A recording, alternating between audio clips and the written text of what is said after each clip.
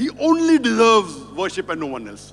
And the Quran gives this example in Surah Yunus chapter number 10, verse number 31, that when you ask the pagans, who is the one who controls everything from the heaven and the earth? Who is the one that controls the hearing and the sight? Who is the one who gives life to the dead and death to the life? Who is the one who controls all the affairs? They will say, the mushriks will reply, Allah. Then why are you deluded from the truth? Allah gives the message in Surah Zukhruf chapter number 43, verse number 87. When you ask them, ask the mushriks, the pagans, who is your creator? They say Allah. Then why do you worship somebody else? So here Allah is giving the example in the Quran that the mushriks, they believed in one Allah.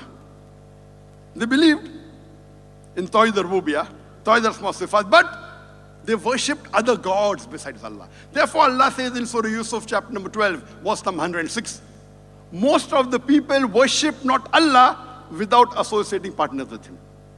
That means most of the human beings, they worship Allah, but along with associating partners with Allah. So you find that even the non-Muslims believe in God, believe in Allah, but they associate partners with Him.